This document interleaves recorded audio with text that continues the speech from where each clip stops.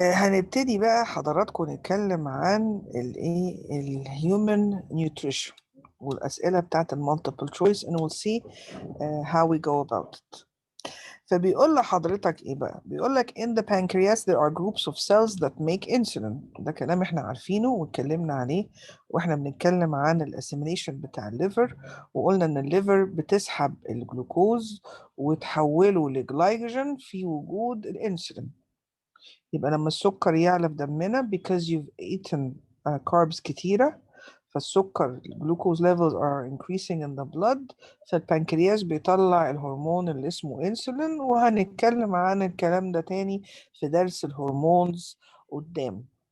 لكن for starters we mentioned that واحنا بنتكلم عن الليفر، وقلنا الانسولين بيخلي الليفر تحول الليفر هتحول الجلوكوز into glycogen therefore lowering blood glucose. يبقى ده بيحصل حضراتكم تحت تأثير الانسولين هرمون.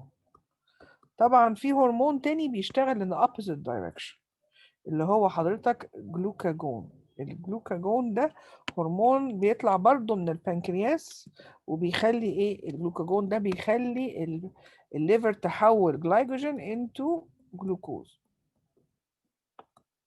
والحقيقة برضو كنا جبنا سيرة الأدرينالين هرمون، وقلنا الأدرينالين هرمون اللي هو الفايت اور فلايت هرمون اللي بيطلع وقت الستريس أو الخوف، بيطلع ويخلي الليفر تحول الجلايكوجين انتو جلوكوز.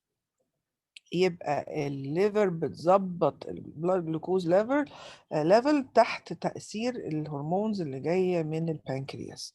فبالتالي بيقول لحضرتك بقى الجروبس اوف سيلز that make الانسولين، والله جروبس اوف سيلز with the same function دول tissue in an organ. مش كده؟ level of organization اللي أخدناه أول السنة قلنا a group of similar cells performing a specific function دول اسمهم tissues in an organ. طيب ده دي اللي بعد كده ده يا عمر؟ ده المنظر بتاع البريستاليسيس. فاكر كنا قلنا عندنا alternating contraction and relaxation في الماسلز اللي في الوول of the esophagus، وبيحصل نفس المنظر ده يا جوجو في small intestine large intestine. So this is how the food moves along GIT gastrointestinal tract. الأكل بيمشي خلال digestive system بالطريقة دي اللي هي حضراتكم اسمها peristalsis. حلو قوي. What is happening in a bolus of food as it passes along the esophagus؟ والله ما زال يا أستاذة الأميليز اللي جاي من الماوث is still working. علشان كده احنا بنقول ان as the food is moving down السليفري amylase لسه بيكسر الستارتش. طب بيكسر الستارتش عشان يدينا ايه؟ بيدينا مالتوز. تاني يبقى as the food is moving down the esophagus the starch is being broken down into maltose thanks to the salivary amylase enzyme اللي جاي from the mouth. It's still working. طبعا اول ما السليفري amylase ده يا جوجو يوصل للستومك الاسيد بتاع الستومك is going to denature الاميليز and it's going to stop working. بس as it's still moving down esophagus لا لسه شغال. طيب وبعدين أقول لحضرتك in which organ are excess amino acids broken down؟ They are broken down in the liver. عملية ال breaking down of the excess amino acids في الليفر ده احنا سميناه حضراتكم deamination. ولما حصل الديامينيشن قلنا والله a urea molecule was produced. اليوريا دي هياخدها الدم يا أستاذ عمر ويروح للكدني عشان يخرج اليوريا تخرج من الكدني in the liquid اللي اسمه urine in a process called excretion. اللي بيحبوها where is the urea formed؟ في الليفر. اتعملت منين؟ اتعملت by breaking down ال excess amino acids. طب ليه يا جوجو احنا هنكسر ال excess amino acids؟ because our body cannot store excess amino acids. يعني احنا لما ناكل fats كتيرة بنخزنها، ناكل carbs كتيرة هنخزنها in the form of glycogen في الليفر وفي المسلز، ولو كلنا أكتر من الستورج سبيس بتاع الليفر والمسلز يا أستاذ عمر هيتحول الكاربز الزيادة لفاتس. ولكن at the end of the day we cannot store proteins. طيب are you okay يا عمر؟ الدايجرام ده بقى ايه؟ يقول لحضرتك it shows how the human alimentary canal which structure does not a secrete digestive enzymes. does not هي الليفر. ال A ده represents ايه يا جوجو؟ اقول لحضرتك ده ال A دون is the salivary glands، والsalivary glands بتطلع salivary amylase. B is the pancreas، بيطلع لي lipase وتريبسين، وبيطلع اللي هو البروتيز، وبيطلع كمان الايه الاميليز واللايبيز والتريبسين اللي هو بروتيز. طيب سي السمول انتستين نفسها، السمول انتستين نفسها بتطلع مالتيز وبتطلع بيبتايديز. يبقى الاورجن اللي ما بيطلعش انزيمز هو ايه؟ الليفر. هو الليفر عندها انزيمز بتاعتها بتشتغل جواها، لكن it is not secreting، مش بتخرجها بره. طيب السؤال ده بيقول لحضرتك which sample has the highest energy content. حضرتك هتروحي على الفاتس وتشوفي مين فيه اكتر نسبة فاتس اهو. يبقى الانسر is D. اشمعنى؟ عرفنا منين؟ هقول لحضراتكم علشان احنا عارفين ان الجرام الواحد من الفاتس فيه ايه 39 كيلو جولز of energy. يبقى لما يبقى عندي عدد جرامات كبير من الفاتس يبقى ده energy عالي جدا. حلو قوي. The diagram shows some organs in the human body in which part are the amino acids broken down to urea. شايفين السؤال بيتكرر ازاي؟ طبعا دي هنا بيشاور لمين؟ بيشاور على الليفر. كلام جميل. طيب ما اقدرش اقول حاجة عنه. The table shows some of the nutrients in 4 meals. Which meal will be the most likely to stimulate peristalsis in the alimentary canal? احنا عارفين كنا بناكل ايه يا عمر علشان خاطر to stimulate peristalsis؟ مين الفود جروب اللي احنا كلناهم في البالانس دايت علشان يبقى عندنا healthy peristalsis؟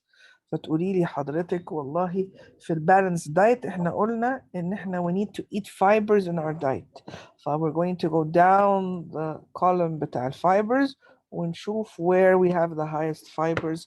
فتقول لي اذا the answer is D. Are you okay يا أستاذ عمر؟ Stop me if I'm going too fast. طيب. By which process is undigested waste material removed from the body? It is removed by egestion. طب يلا ننتهز الفرصة ونراجع definitions. Absorption is A. Absorption is moving the food molecules from the intestine through the wall of the intestine into the blood. اشمعنى into the blood؟ عشان blood is going to carry it to all the cells.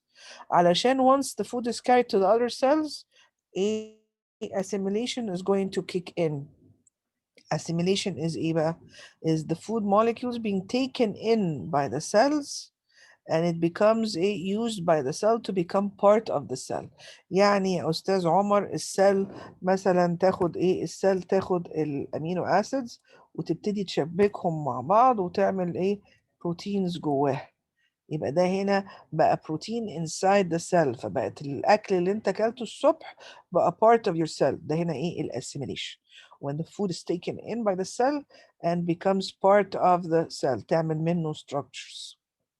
Ingestion is taking the food into the body من خلال المouth. Egestion is passing out undigested food. Undigested food moving out of the body is not excretion. This is egestion. Beware من الجزئية دي يا شباب. طيب. A person has a high protein diet. What describes the level of urea in the blood leaving the liver and the urine? فأقول لحضرتك والله اللي بياكل بروتين كتير أكتر من النيدز هاي، يعني أكتر من احتياجه. يبقى هيبقى الاكسس امينو اسيدز دي امينيتد في الليفر، فالبلاد اللي خارج من الليفر هيبقى فيه يوريا عاليه. طب واليورين اللي خارج من الكدنيز هيبقى برضه فيه يوريا عاليه. ليه؟ علشان اليوريا بتبقى excreted by the kidneys. يبقى it's going to be excreted by the kidneys وهي by the blood leaving the liver عشان الليفر عملت deamination وعملت لي اليوريا. يبقى الدم يدخل على الليفر تعمل بريك داون للامينو اسيدز ويطلع الدم شايل يوريا كتير. ليه؟ علشان الليفر لسه عامله اليوريا من ال deamination of the excess amino acids. Are you okay يا عمر؟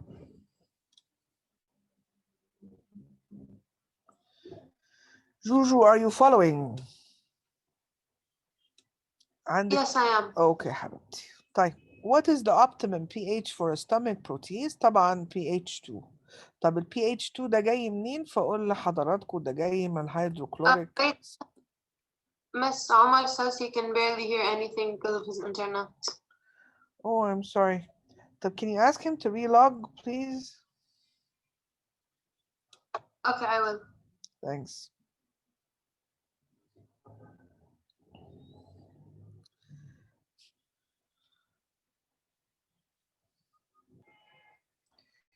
Let's go back بقى للشغل بتاعنا. فهقول لحضرتك والله which function is performed by the ileum. Ileum, this is the part of the small intestine which is responsible for absorption of food. يبقى ileum is responsible for absorption of food. Which of these is digested by protease؟ فهو بيقول لحضرتك ان الامينو acids are square shaped. يبقى this is the molecule that is going to be broken down by protease.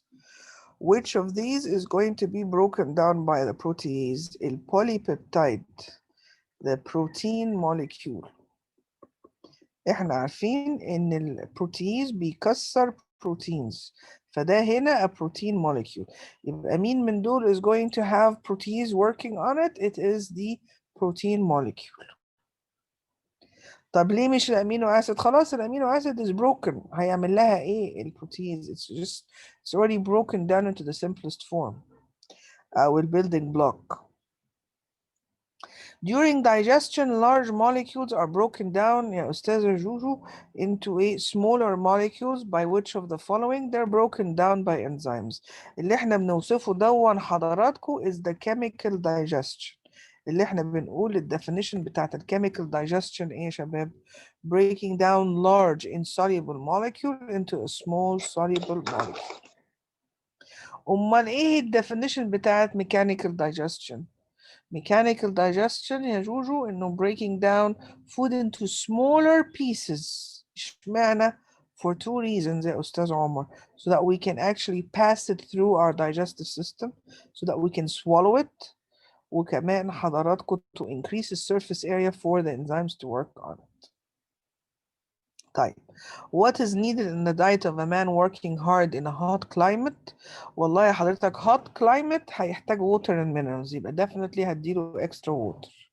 طيب وبعدين فأقول لحضرتك he's working hard, he needs energy and he needs protein because his muscles بدم زي انت كده بتروح الجيم you need to take amino acids عشان تبني عضلات. يبقى هو هيحتاج كله.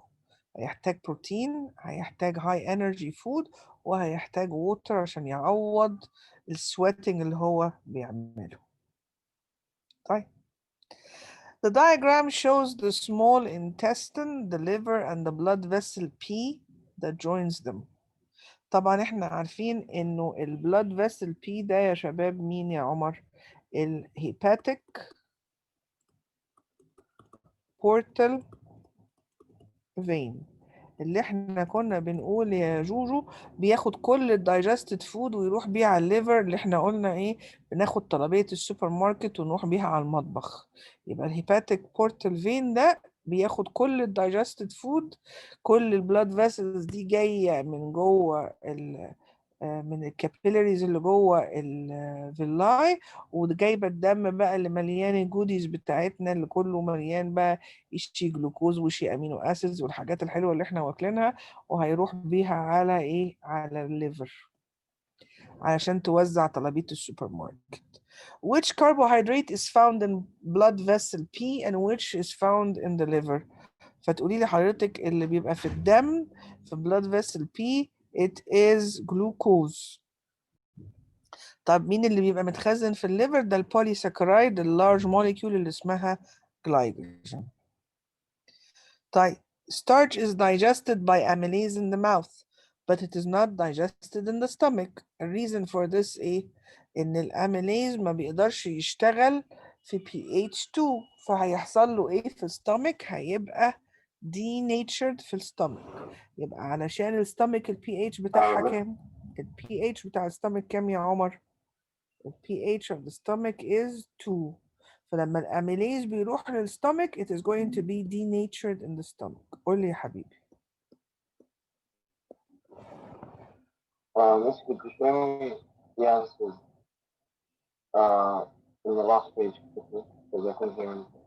So could you just hold it? Okay, so it's C A B. Miss, could you show me from June 5? Sorry, can you say that again? June 5. Okay. Just scroll down. Okay, احنا لسه A وبعدين C وبعدين B. Are you okay with that? وبعدين okay, you got this page? Okay, can you write in the chat whenever you can't hear so I can stop? عشان ما يبقاش انا شغالة وانت مش سامعني حبيبي. طيب, the graph shows the results of experiments in which the activity of an enzyme was measured at different pH values. In which part of the alimentary canal would this enzyme be likely to work? طب هحل السؤال ده ازاي يا أستاذة جوجو؟ فتقولي لي والله هروح أشوف الأوبتيمم عند أني pH. فتقولي لي الأوبتيمم is about 2. يبقى ده acidic condition. يبقى مين الإنزيم اللي مين المكان اللي فيه pH so low? It is the stomach. Are you following معانا يا جوجو؟ Are you okay يا حبيبتي؟ اوكي دوكي. هعتبر السكوت علامة الرضا. In humans, where does most absorption of digested food take place? In the small intestine. Most of the absorption بيحصل في small intestine, in particular in the ileum. By which process is food moved along the alimentary canal? Peristalsis. دي facts مش محتاجة تفكير. يعني دي ال digestive system أسئلتها mainly straightforward. وبعدين هو هنا بيقول لك it's a string. بيقول لك how long is the small intestine. فحضرتك تاخد بالك ان ال small intestine بتبدأ من at the end of the stomach. So the stomach ends at 1 meter. وبعدين الايه ال small intestine بتنتهي عند 7. So that's 6 meters. Can you see that? Because this is the large intestine. مش كده؟ This is the small intestine and this is the stomach. So if you're going to measure, you're going to measure the distance ما بين stomach وما بين large intestine. This is our small intestine. طولها about 6 meters. What helps proteins to change into amino acids? Enzymes. الانزيمز هي اللي بتحول البروتينز into amino acids. كل الكيميكال رياكشنز يا شباب بتحتاج انزيمز سواء كاتابوليك او انابوليك. كل الكيميكال رياكشنز محتاجه انزيمز. طيب, what is the definition of digestion? لسه قايلين من شويه large insoluble يتحولوا ل small soluble molecules. والدefinition ده بيجي في paper 3 و paper 4 علشان نكتبه في الامتحان. ده الكيميكال digestion. وبعدين جايب هنا نفس الفكرة. بيقول لك blood vessel P اللي هو عمر الهيباتيك بورتال فين اللي واخد كل الدايجستد فود من السمول انتستين وراح بيها على الليفر اللي احنا قلنا طلبية السوبر ماركت داخل المطبخ. وبعدين بيجي يقول لك what describes the level of glucose. هنا جاب نفس السؤال بس غير the level of. هنا بيقول لك بقى ايه مستوى الجلوكوز blood vessel P and the level of glycogen in the liver. فبعد ما انت اكلت الجلوكوز اللي داخل على الليفر هيبقى نسبته عالي. Why? Because you just digested your food and you've broken down the carbohydrates into glucose. وفي نفس الوقت الجلوكوز هيدخل هاي ليفل على الليفر، فالليفر هتاخد شوية وتحولهم into جلايكوجين، فنسبة الجلايكوجين كمان جوه الليفر هتعلى. Are you okay يا عمر so far? Can you hear me? Okay. The diagram shows part of the digestive system يا أستاذة جوجو. What is a function of the liquid produced by part 1 and released into part 2? طبعا مين أنا part 1 ومين part 2؟ فأول حاجة you need to identify ال parts لما تبص في الدايجرام. حضرتك هنا بيتكلم عن البنكرياس، وبارت ده 2 السمول انتستين بالتحديد الديودنم، وأقول لحضرتك ده كده الستومك، وهنا دي الليفر عشان نتعود بس to identify ال structures، واقول لحضرتك الاورجن اللي هنا ده يا سيد عمر is the gall bladder اللي فيها ايه البايل stored، وبعدين بيجي من الجول بلادر ويروح ايه يبقى released into the small intestine. طيب والجزء اللي هنا ده مين؟ ده الاسوفيجس عشان نبقى عارفين how to identify ايه الستراكشرز بتاعتنا. حلو قوي. What is the function of the liquid produced by part 1 and released in part 2؟ والله هو بيعمل حاجات كتيرة، يعني هو بيدايجست الفاتس والكربوهيدراتس ويدايجست البروتين. ف which of those apply هنا؟ والله هي ايه؟ A. أمال مين اللي increase the surface area of fat droplets؟ ده البايل اللي جاي من الجول بلادر. طب مين اللي بيعمل acidifying ال contents of part 2؟ مين اللي هيخلي المحتويات part 2 acidic؟ الايه ال contents اللي جايه من الستومك هتخلي ال pH بتاع small intestine acidic.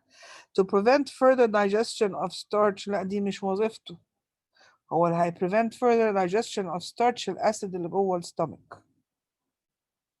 طيب جون 8 ايه الاخبار يا استاذ عمر؟ قال لك والله عملنا experiment هنا for 4 different experiments. What broke down the starch? By looking at this experiment يا جوجو هتشوفي ايه؟ لما حطينا starch and water لقينا لسه في starch. لما حطينا starch and amylase الستارش اتكسر عشان كده ما لقيتش كويس. لما حطيت starch and amylase تاني at 30 degrees ما لقيتش starch كويس قوي. يبقى فعلا الاميليز بيكسر الستارش. لما حطيت boiled amylase what do we mean by that؟ يعني غليت الاميليز which means ان انا عملت denature للانزيم. يعني اذا يا عمر is just like not having an enzyme because you broke it down. فبالتالي لما I broke down my amylase I denatured it, it's not working anymore، لقيت فيه starch. يبقى اللي بيكسر الستارش هو الاميليز. كلام جميل. طيب the diagram represents some human organs and their blood vessels. It represents human organs and their blood vessels. Immediately after taking an alcoholic drink, how would the levels of alcohol compare in blood vessels PQ and R؟ طيب تعالوا نشوف مين PQ and R. والله حضراتكم Q دون is the hepatic portal vein. ده الهيباتيك portal vein. وبالتالي حضرتك after someone has consumed alcohol I'm going to find high alcohol here. وبعدين الالكوهول هيدخل على الليفر and the liver is going to break it down. مش كده يا استاذ عمر؟ because the liver وظيفتها انها تعمل ايه؟ detoxification. فتقول لي حضرتك اذا الليفل of alcohol اللي خارج هنا هيبقى اقل من اللي دخل في Q. still some. طيب وبعدين فاقول لحضرتك وبعدين هيروح الدم للكدني and the kidney is going to excrete ويقل ايه الالكوهول اللي خارج. يبقى the lowest alcohol level will be at R, the highest is at Q، وهيبقى اللي خارج من الليفر شوية اللي هربوا ما عرفتش تعمل لهم detoxification. In which organ is alcohol broken down؟ في الليفر. دي وظيفة الليفر to break down a toxic material. طيب the diagram shows the human alimentary canal. كلام جميل. Which part does peristalsis take place؟ الحقيقة peristalsis بيحصل في الأسوفجس وبيحصل في الintestines. Sorry about that. يبقى 3 and 4. ويبقى small intestine and large intestine الاتنين بيحصل فيهم peristalsis plus الأسوفجس. The diagram shows part of a starch molecule.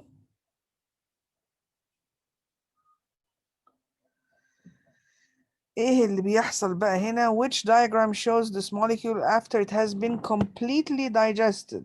يعني حضرتك بتقول لي يا عمر ان ال starch is going to be completely broken down into glucose لأنها بتتكسر الأول into maltose وبعدين المالتوز يشتغل عليه المالتيز انزيم يكسره into glucose. فهو بيقول لي completely يعني the last stage كسرته to the smallest possible. تقولي لي حضرتك هيبقى ايه؟ D. Are you okay يا عمر? Do you want to ask anything?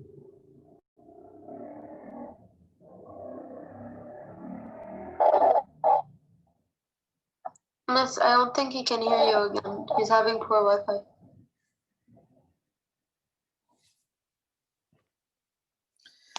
Okay. طب can you hear me يا جوجو? You're okay, yeah?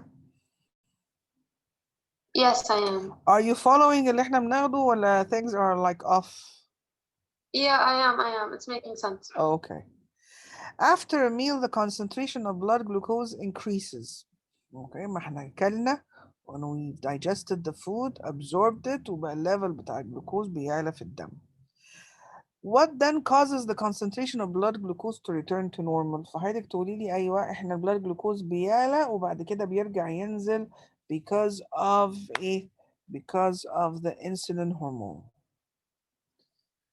In which organ is alcohol broken down? Liver. خلاص tick tack. Which type of tooth is used for crushing food? We crush the food and grind the food بالإيه؟ بالmolars. يبقى المولars بيعملوا crushing and grinding. Crushing and grinding. ده المولars. طيب انا مين التيث اللي قدامي دي؟ والله حضرتك بقى دي الايه الانسايزرز or C الكيناينز B. تمام. Where do the broken down drugs and the storage of urine occur؟ drugs are broken down فين؟ في الليفر. طب والstorage of urine بيتحط فين؟ بيتخزن في البلادر urinary bladder and we're going to take that later. يبقى where are the drugs broken down؟ في الليفر. فبقى عندي one of two choices اللي بالنسبة للليفر. هل اليورين بيتخزن في الكدني ولا في البلادر؟ فأنا بقى جاية لكم من المستقبل وبقول لكم إنه إحنا هناخد الدرس دون and it is stored in the bladder. طيب the graph shows the pH changes in the mouth after eating. يعني أنا أكلت وال pH in my mouth ابتدى يتغير. Why is it a good idea to brush our teeth after eating؟ علشان حضرتك ال pH نزل من 8 حضرتك نزلنا للليفل ايه 5. 5 is an acid واحنا عارفين ان الاسيد dissolves الانامل. الاسيد dissolves الانامل فاحنا عايزين ان احنا نحمي our teeth from الاسيد because it wears away الانامل. يبقى حضراتكم احنا هنعمل ايه؟ We're going to brush our teeth علشان to protect our teeth from the acids. طيب which part of the body do drugs are؟ خلاص بقى بصوا سؤال عيب بقى خلاص. هنا بيقول لحضرتك the diagram shows the action of amylase. طبعا انا هنا polysaccharide بتتكسر لدايساكرايد. ده هنا ده مين ده يا استاذ عمر؟ ده كده المالتوز.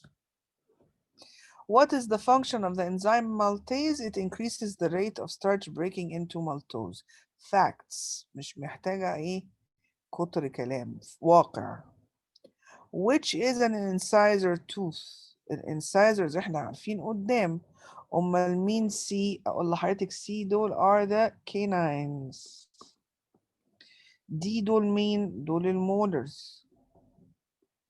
A دول مين؟ A دول ال premolars.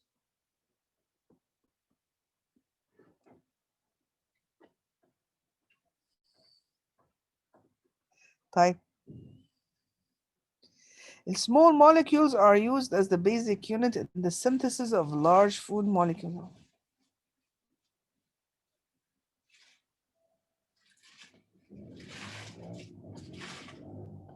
طيب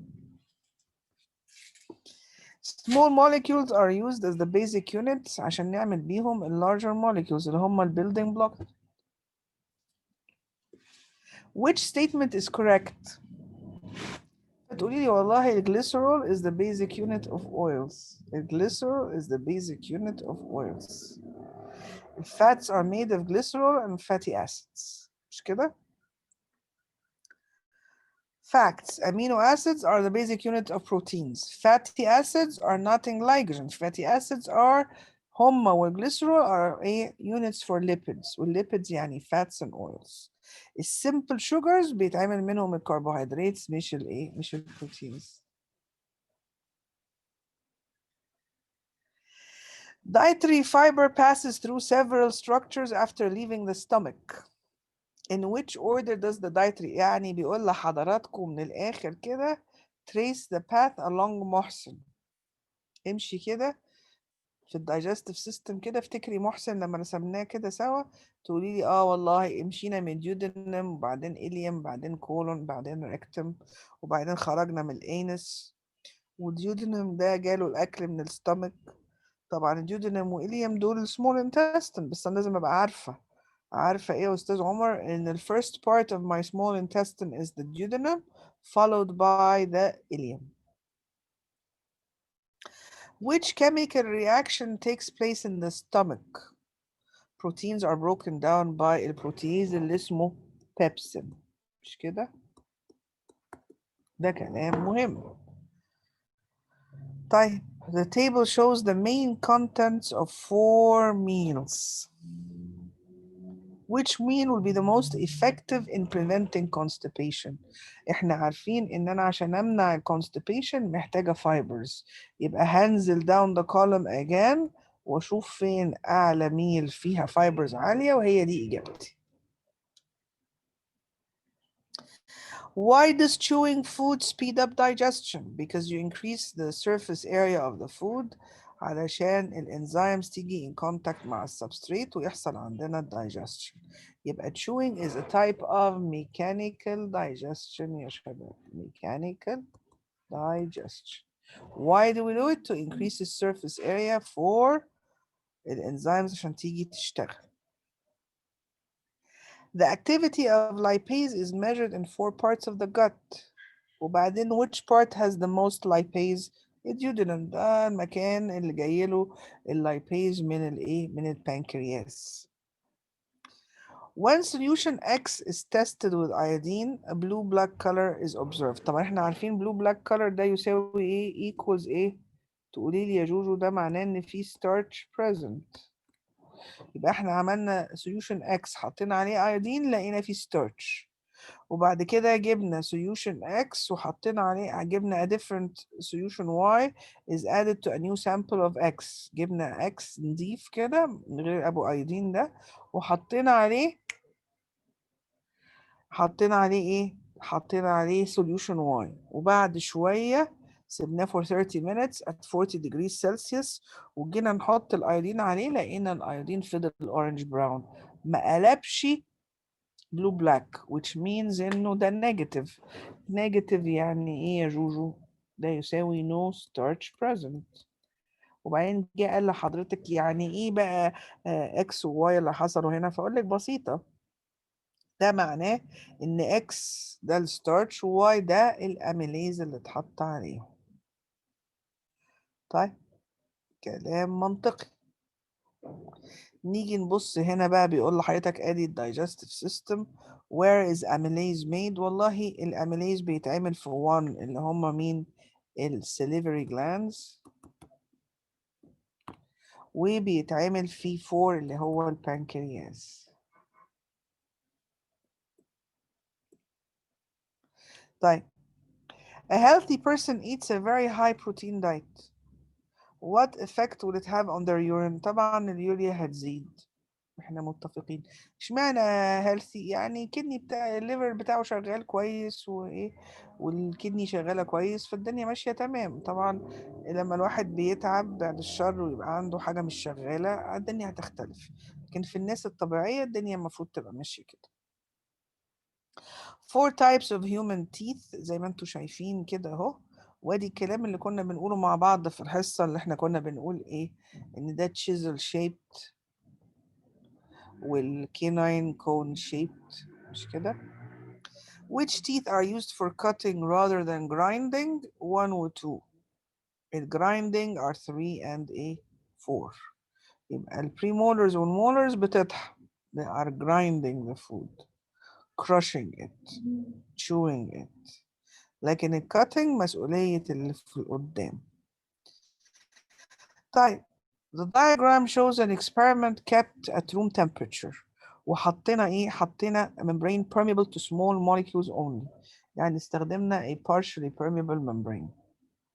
وحطينا جوه ستارتش وبروتيز وبروتين وسيمبل شوجرز.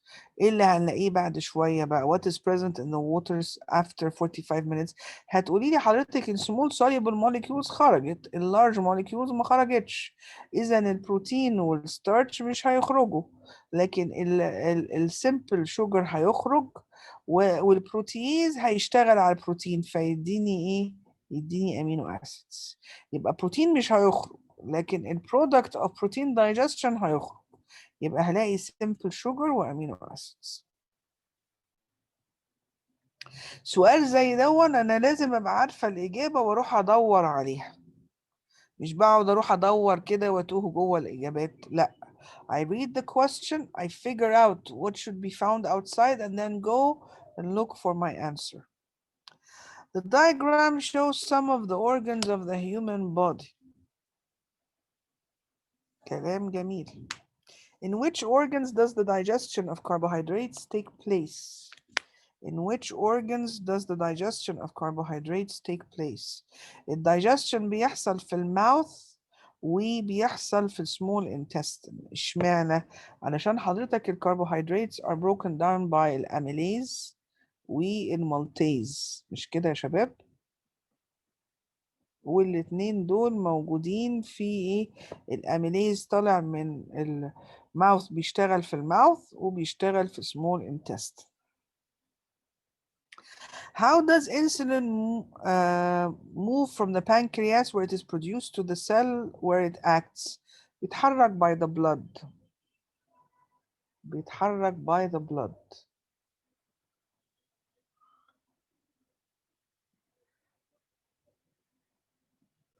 طيب. A person has their gallbladder removed. Which statement is correct? They can eat fat only in small amounts. طبعا لأن البلادر كانت وظيفتها إنها تعمل إيه؟ البلادر كانت وظيفتها إنها تخزن البايل. الجول بلادر وظيفتها إنها تخزن البايل. فحضرتك لما إحنا عملنا إيه؟ عملنا removal بقى البايل مش concentrated، فدلوقتي قللنا الميكانيكال ايفكت على الفاتس. المفروض ان البايل بيكسر الفات drop into smaller droplets to increase the surface area for a lipase enzyme، مش كده؟ drop of fat يا جوجو هتتحول لسمولر drop. ده اللي سبب فيها ايه؟ البايل سولتس بتعمل البروسيس دي اللي احنا سميناها يا شباب emulsification of fat. يبقى الخطوة دي كده اللي هي emulsification of fat المفروض بيعملها البايل، وده نوع من الميكانيكال digestion عشان to increase the surface area for lipase enzyme. طب أنا شلت الجول بلادر ما بقاش عندي كمية بايل بتيجي concentrated كده، فأقول لحضرتك خلاص بقى اللايبيز يلاطم الأمواج، وبالتالي الشخص اللي شال الجول بلادر لازم يقلل الدهون في أكله. The small intestine of cows are similar in general structure and function to those of humans. But a disease in cows reduces the number of villi in their intestines. They lose weight and become weak. What explains this؟ طبعا احنا عارفين ان السمول intestine يا شباب كان اللايننج بتاعها يا عمريكو في ايه؟ الفيلاي. فلما يحصل ديزيز يخلي الفيلاي عددهم يقل، يبقى كده ايه السطح اللي هيحصل منه الابزوربشن يقل، فالكاوز تخس وتتعب وتبقى ضعيفة، يبقى slower absorption of nutrients. What is an appropriate treatment for severe diarrhea؟ طبعا حضرتك اللي احنا بنقول عليه ايه يا جوجو؟ ال ORT Oral Rehydration Therapy، ان انا اعوض الووتر loss والمينرالز، لان اللي بيجي له diarrhea ده is losing water and minerals، فانا عايز اعوض.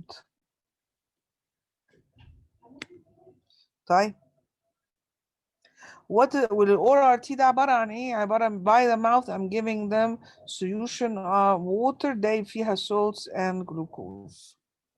What is the function of the anus؟ والله الانس ده الفانكشن بتاعه انه بيحصل من خلاله digestion، اللي هو we're passing undigested food out of the body. طيب هنا بصوا خدوا بالكم الخباثة دي، شايفين حضراتكم؟ watch out يا عمر. You would have expected ان هو يقول لك 1 وبعدين 2 وبعدين 3. He didn't do that. شايفين الخباثة هنا يا شباب؟ This is so mean. هو قال لك 1 بره الانامل وبعدين دخل 2 جوه. فwatch out في الخباثة دي. يبقى 1 is the enamel و 2 is the pulp وبعدين 3 is the dentine. يبقى watch out عشان ما نقعش في المستيكس التريكي دي. The diagram shows the teeth of the lower jaw of a human. Which tooth is an incisor? B. ده تيك تاك question، خلاص مش محتاجة أفكر. The diagram shows part of the human alimentary canal. In which part does protein digestion begin? It starts in the stomach by pepsin enzyme. طيب البروتيز اللي في الستومك. Poor nutrition can lead to a condition called rickets, in which bones fail to develop properly. The table shows some minerals and vitamins. Which food would be best for a child who has rickets؟ يعني حضرتك بتقول لي مين الفود that will treat rickets؟ يعني الريكت سببها ايه وحضرتك عايزه تعالجيه، فتقولي لي الريكت سببها نقص كالسيوم ونقص فيتامين دي، يبقى انا هدور على الاكل اللي فيه rich in calcium and rich in vitamin D in order to cure the rickets. طيب the diagram shows a large food molecule changing into smaller molecules. ده هنا حصل عندي ايه؟ chemical digestion، عشان حولت ال large insoluble to smaller soluble. طبعا هنا على طول هتقول لي ايه يا عمريكو؟ بيقول لك the diagram shows a piece of the small intestine during peristalsis. ايه اللي حصل؟ تقول لي هنا كده اهي الcircular muscles اهي contracted، ومادام هي contracted يبقى الايه longitudinal ايه relaxed. alternating contraction and relaxation، هو ده peristalsis. طيب the diagram shows the human alimentary canal. Which structure does not secrete digestive enzymes؟ شفناه قبل كده السؤال ده الليفر. هقف لحظات واشوف. جوجو do you need any questions؟ Do you need anything يا ماما؟ عمر do you need anything or all is well with you؟ No, thank you. I'm good. تمام. عمر how are you doing؟ It seems your net is challenging you today. Just let me know يا عمر في الchat if you need anything. طيب why does chewing food speed up digestion؟ Because it increases the surface area. عارفين احنا هذا الكلام. طيب the table shows the condition in 4 test tubes containing equal amounts of starch and salivary amylase. امال ايه اللي اختلف بقى بدل they have the same amount of starch and same salivary amylase؟ يبقى دي ال variables that were controlled، مش كده؟ لما بنعمل experiment these are the controlled variables. هنا بقى هو قال لك ايه؟ غير حاجات، دي بقى ايه الايه الحاجات اللي هو لعب فيها. فشاف قال لك والله in which test tube is the starch broken the fastest؟ طبعا احنا عارفين ان انا لما برفع درجة الحرارة towards the optimum اللي هو ال 37 هيبقى عندي the highest rate of enzyme action. يبقى احنا we're going to cancel out the 27s. طيب بالنسبة ان انا I'm digesting starch وبيقول لي salivary amylase. salivary amylase بيحب pH 2 ولا 7؟ احنا عارفين لما رسمنا محسن رسمنا الماوث كله ايه وقلنا ال pH في الماوث is 7. يبقى السليفري amylase بيحب ال pH 7. يبقى هلاقي اعلى rate of enzyme action at D.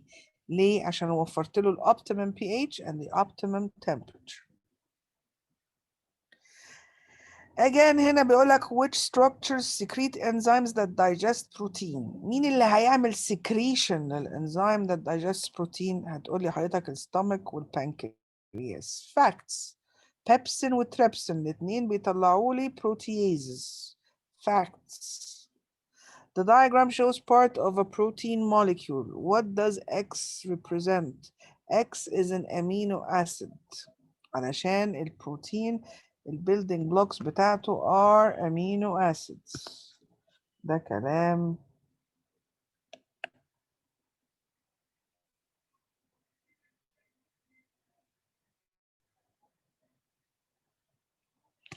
طيب. Which type of food is not digested before being absorbed by the body؟ طبعا اللي مش هيبقى digested الووتر، او لو جبت لك امينو acids او جلوكوز او fatty acids او glycerol، يعني جبت لك حاجه already in its simplest form. فهو هنا جايب ووتر، خلاص ووتر ما بتتهضمش، الووتر is just absorbed. لكن ممكن يجيب لك نفس السؤال ويجيب لك جلوكوز، او يجيب لك نفس السؤال ويجيب امينو acids او fatty acids او glycerol. يبقى احنا عارفين السمبل molecules دي مش ايه minerals، مش ههضمها I just absorb. In which structure is most glucose absorbed into the blood؟ الabsorption وظيفة ال small intestine, therefore C is the place. Which dietary component is unlikely to be deficient in a meat-free diet؟ طيب السؤال ده عمل double negative على فكرة. يعني it is unlikely to be deficient. يعني ايه unlikely؟ يعني not missing. وبعدين ده meat free diet. يعني ايه meat free diet؟ يعني هو بياكل vegetables and fruits. يبقى لما باكل vegetables and fruit what is not missing in my diet؟ vegetables and fruits دي مصدر لإيه؟ مصدر fibers. So this is one of those tricky questions. This is one of those tricky questions. طيب البكتيريا سالمونيلا enterica can cause severe food poisoning. دي حقيقة. And the lining of the alimentary canal may be damaged. In these cases, absorption of digested food products cannot easily take place. يعني اللي بيجيله food poisoning مش عارف to absorb الفود بتاعه، بيجي لهم إسهال وضيارية وvomiting وحاجات كده. Which region is most affected؟ الريجن بتاعت الابsorption. يعني هو قال لي في السؤال إنه الفود isn't going to be absorbed. يبقى هنا which part is going to be affected؟ البارت اللي مسؤول عن الابsorption اللي هو الإليوم. طيب وبعدين بيقول لحضرتك هنا يا عمريكو the diagram shows some of the organs of the human body. In which organ does the digestion of proteins take place? It takes place فين؟ جاوبناه واحد شبهه. It takes place في الستومك و it takes place في الايه؟ intestine. يبقى P and R. Which diet will cause the liver to produce the most urea؟ اللي فيه high protein ولو كارب. هو الوحيد، هو الهاي بروتين هو المشكلة. الهاي بروتين هو اللي هيخلينا نعمل يوريا عالي. Which organ produces amylase؟ والله حضرتك عندك اتنين، السليفري جلاند والبنكرياس. Which treatment is best for a person with persistent diarrhea؟ يعني diarrhea مستمرة. فتقولي ده هعمل له ال ORT، هخليه يشرب مش مرة، يعني ايه persistent؟ يعني مش مجرد مرة دايرية وخلاص، لا ده دايرية مكملة، فهديله طبعا ايه ORT oral rehydration therapy. طب ليه مش بديله pure water؟ لأنه خلوا بالكم الشخص اللي عنده دايرية ده is losing minerals and water، فبديله sugar عشان اديله energy واديله salt وايه مية طبعا.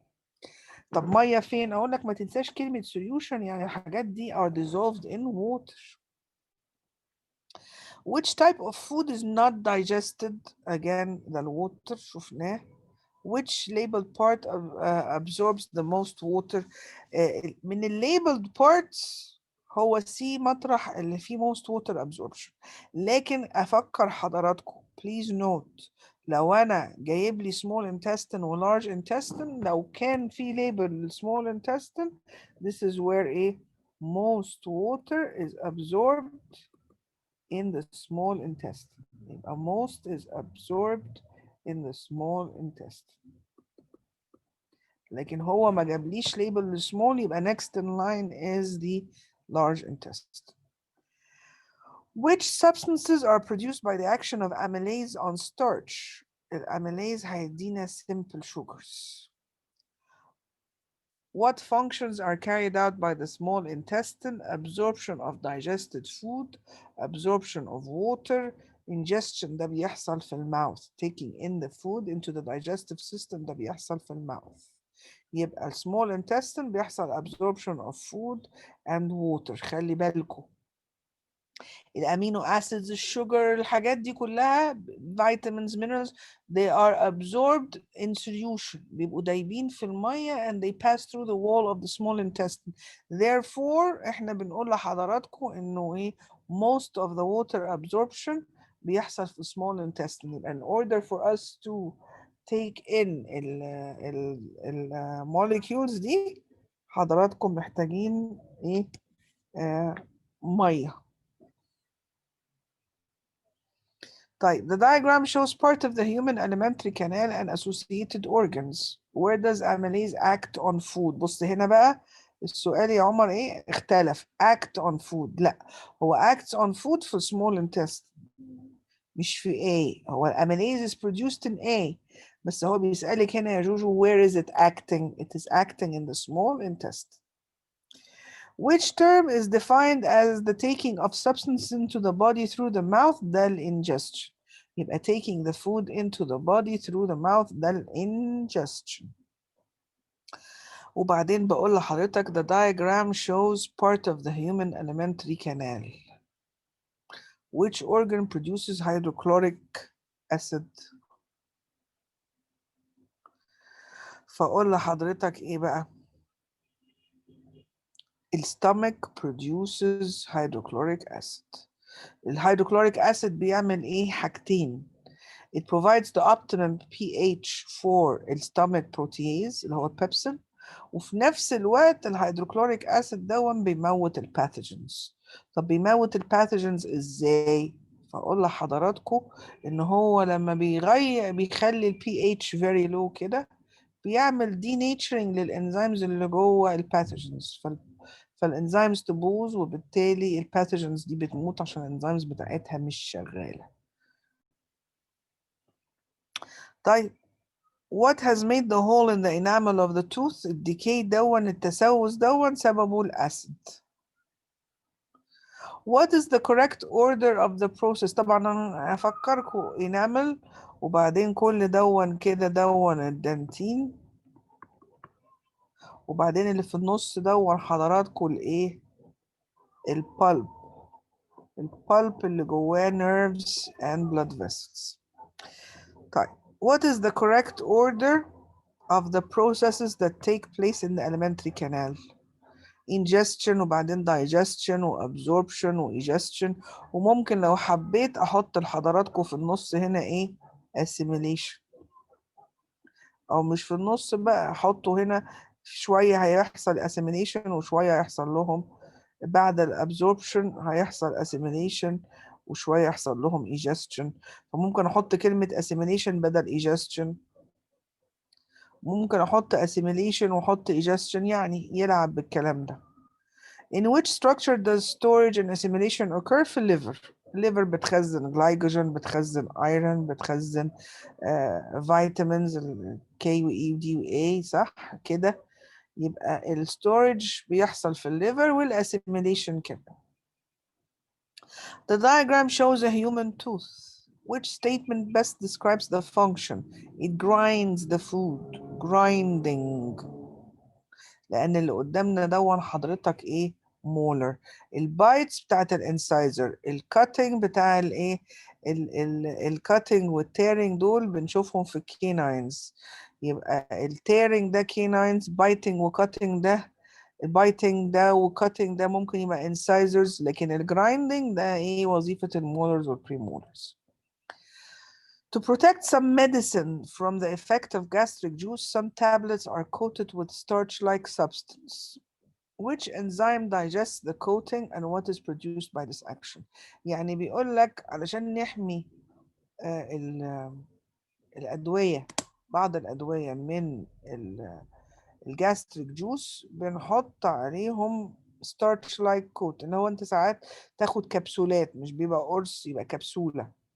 طب ايه الحكاية؟ اقول لك والله علشان انت which enzyme digests the coating and what is produced by this action. طبعا الكوتنج اللي انت عملته هنا اللي قلت لي starch like coating هيكسر بالاميليز، فتقول للشخص ايه؟ حط القرص او الكبسوله في بقك وبلعها بميه، فما يلحقش اميليز يشتغل عليها، وبعدين ينزل الستامك فيها بيبسين بروتيز ما يكسرش الكوت.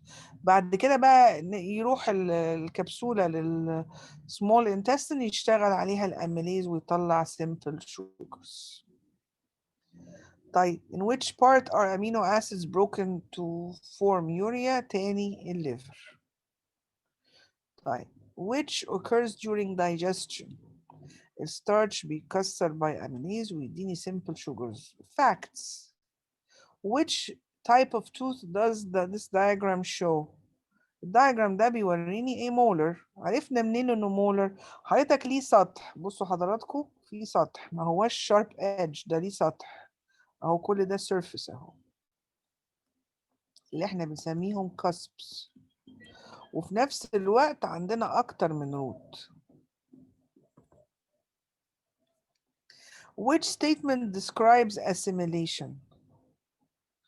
Which statement describes assimilation؟ Assimilation is the movement of small soluble molecules into the cells of the body where they are used becoming part of the cells. مهم قوي، وده من الحاجات الimportant، ده important definition يا شباب، لأن بقوا بيعملوا عليه stress من ساعة ما غيرنا السيلبس.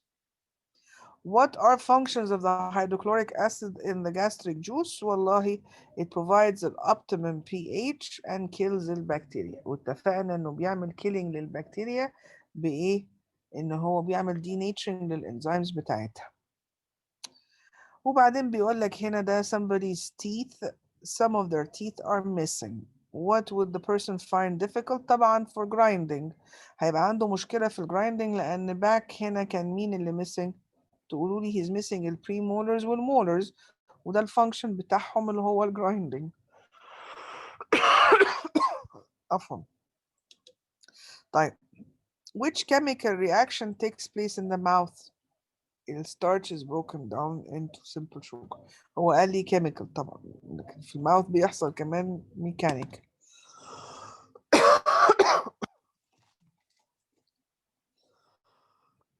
Excuse me.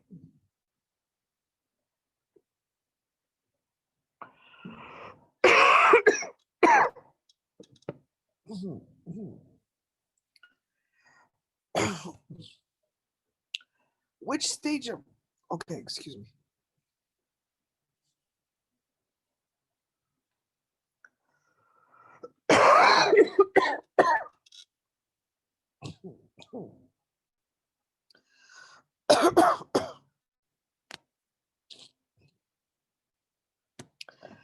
فبيقول لحضرتك which stage of nutrition takes place when food molecules become part of a body cell؟ assimilation. Which function is performed by the duodenum؟ digestion. في الديودنم بيحصل digestion، في الإليم بيحصل absorption. Into which part of the alimentary canal is the enzyme that digests starch secreted? يبقى الانزيم that digests starch هيبقى secreted فين؟ Into which part is the enzyme going to be secreted؟ خلي بالكم من التريكي wording ده يا جوجو. Solid food enters the mouth at P and enters the esophagus at Q. How does the food at Q differ from the food at P? طبعا المفروض يعني انه يكون لحق يعدي ويقضي فترة، فالمفروض بقى يكون ايه، حصل له mechanical digestion وحصل له chemical digestion، والاميليز يكون كسر الستارش. وبعدين حضرتك تقولي لي in which part of the body of a mammal does mechanical digestion occur? It occurs in the mouth. The diagram shows part of the alimentary canal and associated organs. Which structures secrete enzymes that digest proteins?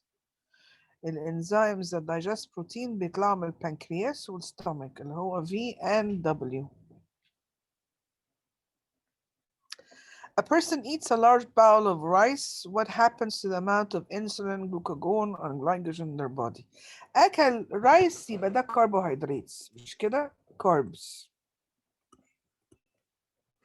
فحضرتك تقول لي إذا الجلوكوز ليفل هيعلى في الدم عشان هو أكل carbs.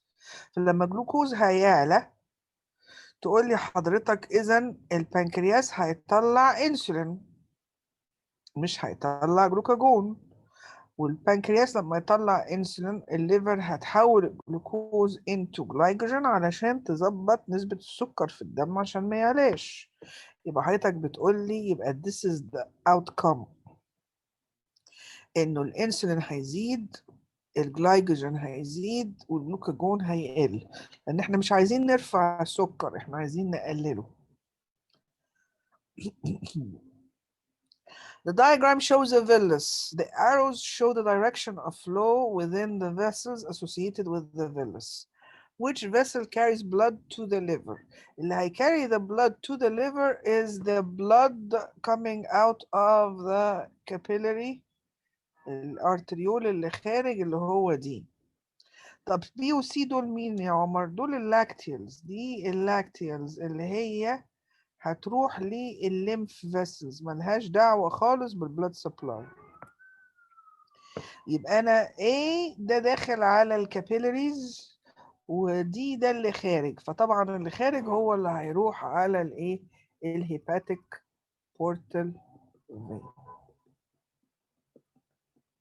اوكي يا جوجو، يبقى أول حاجة I'm going to exclude اللي في النص اللي هو اللاكتيلز، دول اوت، دول لاكتيل، ده اللي بياخد الفات دايجستشن ويروح بيه على الليمفاتيك سيستم، ملوش دعوه، يعني الدهون بتدخل على الليمفاتيك سيستم. What is not a result of cholera infection? intestinal blockage. بالعكس، هو الكوليرا عباره عن ايه يا شباب؟ الكوليرا عباره عن انه كوليرا is a bacteria بتدخل جوه السمول انتستين يا عمر وبتطلع توكسينز. معايا يا جوجو؟ التوكسينز دي هتخلي اللايننج اوف ذا وول يطلع ايه؟ سكريت كلورايد ايونز. يبقى الانتستينال لايننج هيطلع كلورايد ايونز. طب وبعدين فاقول لحضرتك الكلورايد ايونز دي هتخلي الاوزموتيك بريشر جوه السمول انتستين مختلف، هيخلي عندي لو ووتر بوتنشال، فاللو ووتر بوتنشال جوه السمول انتستين هيخلي الميه تخرج من السيلز وتيجي تدخل جوه small intestine، فالشخص ده يبقى عنده ايه؟ watery diarrhea، وده بيجي for 6 marks في paper 4. يبقى loss of salt from the blood طبعا، الكلورايد ions اللي اتضخت، severe dehydration of body tissue طبعا عشان احنا سحبنا المية، severe diarrhea طبعا، لكن اللي مش هيحصل intestinal blockage ملناش دعوة. ايه اللي سد، ايه اللي جاب الانسداد هنا؟ طب what is the function of bile؟ It increases the surface area of fats for digestion اللي احنا بنقول عليه emulsification of fat. ما تتخدعش بكلمة emulsification اللي هو جايبها لك. لأن هنا بيقولك emulsified starch، ما فيش حاجة اسمها emulsified starch. يبقى لازم أقرأ، يعني هو قال كلمة emulsify صح بس starch غلط. يبقى هو الناحية التانية ما قالنيش emulsify يا عمر بس شرحهولي. يبقى I will go for the right answer. مش لازم يكون قايل لي كلمة emulsification. An amino acid is deaminated. This is the removal of the nitrogen containing part. فاكرين يا شباب كنا بنقول البروتين معمول من carbon, hydrogen, oxygen and nitrogen. فهنروح نشيل البارت اللي فيه النيتروجين علشان يفضل عندي الانرجي موليكيول. يبقى دي هنا البروسيس اللي اسمها deamination. اشمعنى؟ عشان شلنا الامين جروب اللي هو N و H2. طيب What are the effects of insulin and glucagon on the concentration of blood glucose? هتقولي لي والله the effect of insulin on blood glucose concentration انه بيقلل، والجلوكاجون بيزود. خلي بالك ال effects of insulin on ال concentration of blood glucose. يعني تأثير الانسولين هيعمل ايه في البلاد جلوكوز؟ هيقلله. تأثير الجلوكاجون هيعمل ايه في البلاد جلوكوز؟ هيرفعه. A very tricky question. هو بيطلع امتى؟ لا الانسولين بيطلع لما السكر يبقى عالي. ليه؟ عشان يوطيه. الجلوكاجون بيطلع امتى؟ لما السكر يبقى واطي علشان يعليه. يبقى ممكن اجيب نفس السؤال واقول لك when are insulin glucagon released، فتقولي لي لما يبقى البلاد جلوكوز لو، لما يبقى البلاد جلوكوز هاي والكلام ده. يبقى هنا لازم اقرا السؤال كويس علشان ما اتلخبطش. In which region of the alimentary canal is maltose digested في small intestine؟ هو ده المكان اللي بيتعمل فيه المالتيز، بيتعمل في الانتستينال lining. Which description of the cholera pathogen is correct? It is a bacterium that produces a toxin that causes the secretion of chloride ions into the small intestine, drawing water in by osmosis. أيوة الإجابة B يا عمر فقط لا غير. Automatically أول ما أشوف الأوبشنز virus is out. Prevents the kidney، أنا ماليش دعوة بالكدني، خلاص كده مش كده؟ The diagram shows a fat globule P in one part of the alimentary canal and the small globule Q as it appears in another part of the alimentary canal. In which part are P and Q found? فتقول لي Q ده هشوفه في small intestine. ليه؟ علشان ده حصل بعد ما البايل اشتغل عليه. البايل اشتغل عليه عمل البروسيس دي اللي اسمها emulsification. emulsification. حلو قوي. The diagram shows the human alimentary canal. Which labeled part absorbs the most water؟ جاوبناه قبل كده وقلنا الcolon and large intestine. The cholera bacterium produces toxins that can cause chloride ions to be secreted into the small intestine. متشكرين ليك. How does this affect the water potential of blood in the intestinal capillaries and the intestinal contents؟ يعني أنا دلوقتي لما الكلورايد ions اتضخت فتقولي لي والله الووتر بلاد in the capillaries الووتر potential قل. ليه؟ The cholera bacteria produces toxins that cause the chloride ions to be secreted into the small intestine. How does this affect the water potential of the blood in the intestinal capillaries and the intestinal contents؟ يبقى حضرتك بتقول لي والله يا سيدي الفاضل احنا لما بنعمل كده احنا رفعنا الميه خرجت من البلاد كابيلاريز ودخلت جوه السمول انتستين، ودون هنا هيأثر لي على الدنيا ماشيه ازاي. طيب فهاجي اقول لحضرتك بقى what functions are carried out by the small intestine؟ هتقولي لي حضرتك والله الفانكشن بتاع small intestine دون بتعمل ايه؟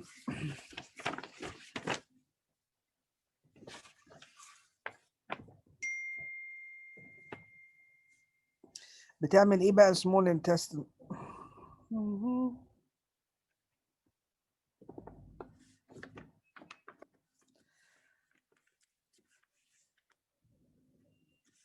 اوكي small intestine هتعمل ايه؟ small intestine هتعمل absorption of digested food طبعا هتعمله. طب absorption of water عفوا هتعمل absorption of water طبعا.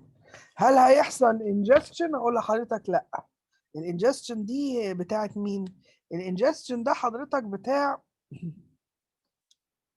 الماوث. طيب كلام جميل. طيب the graph shows the effect of pH على الايه؟ effect of pH on the activity of a human digestive enzyme. كلام جميل جدا، ما اقدرش اقول حاجة عنه. طيب وبعدين؟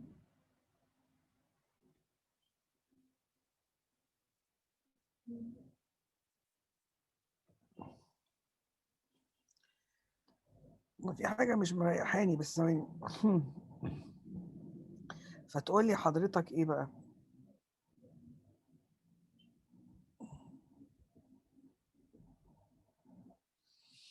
تعالى نبص كده على السؤال ده عشان بس انا مش مرتاحه له. تعال نبص على السؤال اللي قبل كده ده يا عمر. دلوقتي انا بقول لحضرتك لما الكلورايد الكوليرا خلت التوكسينز تو secrete الكلورايد ions into the small intestine. يعني احنا دلوقتي بقى عندنا كلورايد ions مالية small intestine. Let's go over that question واحدة واحدة كده.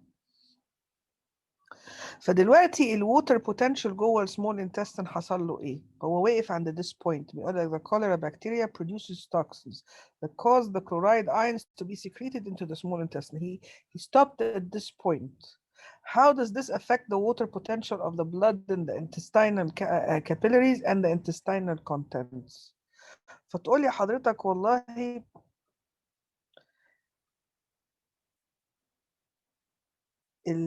البلد الووتر بوتنشال في الكابيلاريز هيبقى عالي. ليه؟ علشان انا اساسا هنا عندي low water potential. low water potential عشان انا خرجت الكلورايد ايونز، فبقى عندي lots of chloride، فعملت هنا concentrated salt solution، فهنا الووتر potential هنا بقى low. ولما ضخيت الكلورايد ايونز دي خليت حضرتك الووتر بوتنشال جوه البلاد فيسلز يبقى عالي، فالميه هتتحرك من الهاي لللو. لما انا سحبت الكلورايد ايونز بقى عندي هنا لو ووتر بوتنشال، وبالتالي لما خرجت الكلورايد ايونز هناك بقى الكابيلاريز فيها ايه؟ خرج منها الكلورايد ايونز فبقى فيه هاير ووتر كونسنتريشن او اللي بنقول عليه الهاير ووتر بوتنشال.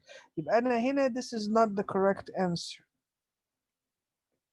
أنا هنا حضرتك the answer is C. البلد in the capillaries الووتر potential بتاعه هتعلى، والcontents of the small intestine الووتر potential قل، فبالتالي علشان أنا عندي هنا lowered water potential ده هيخلي المية تخرج من ايه؟ من اللايننج من البلاد capillaries اللي في small intestine تدخل على small intestine into the lumen، وبالتالي الشخص ده بيجيله الدايرية اللي اتكلمنا عنها.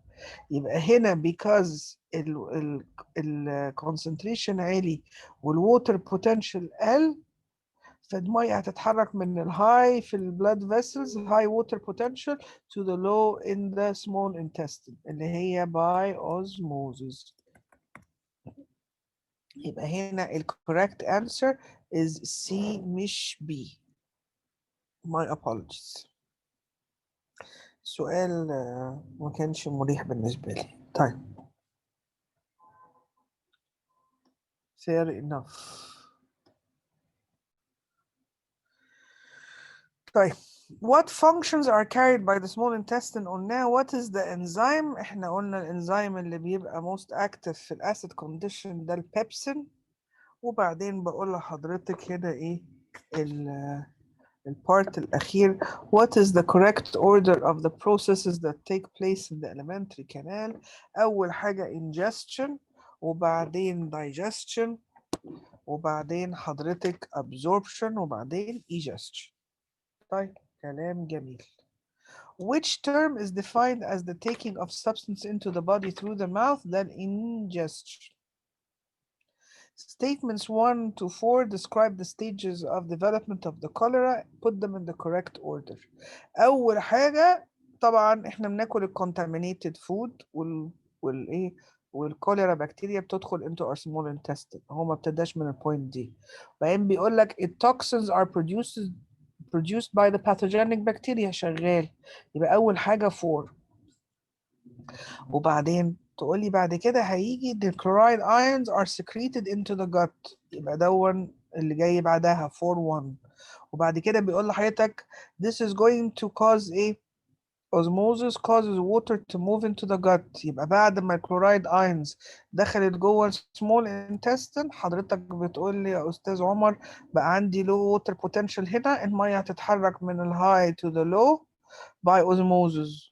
وبعدين فبقى عندي ميه كتيره دخلت جوه small intestine فالشخص ده هيجيله diarrhea و becomes dehydrated. Where in the alimentary canal is the enzyme trypsin found and what are the products of the reaction it catalyzes؟ والله التريبسين موجود في الجودنم، جاي من البنكرياس وهيشتغل في الجودنم ويكسر البروتين ويدينا امينو اسيدز. هنا بيقول لك والله the table shows the pH of different parts of the alimentary canal: mouth, stomach, و small intestine. Which enzymes in the graph are likely to be protease enzymes؟ فحضرتك عارف البروتيز انزيم هيبقى في الايه؟ هيبقى والله حضرتك شغال في الستومك، يبقى definitely X is my protease. وبعدين هاجي ابص اقول لحضرتك وعلى فكرة الزاد ده ايه؟ this is my trypsin، لان ده هنا شغال at 7 واحنا عارفين انه التريبسين بيشتغل ما بين 8 و 9. يبقى Z is your trypsin، يبقى X and Z.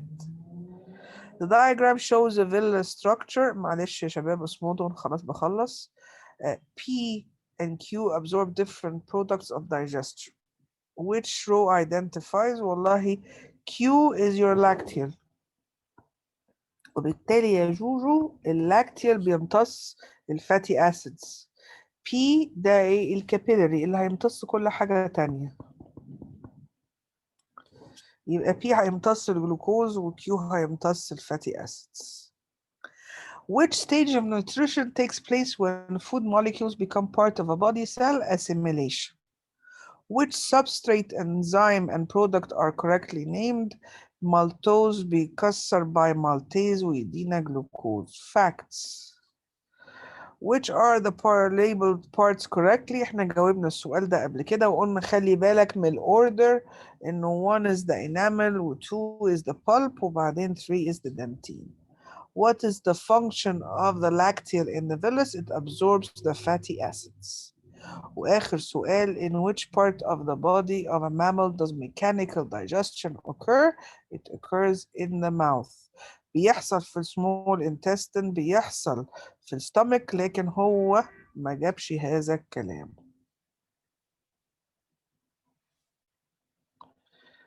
طيب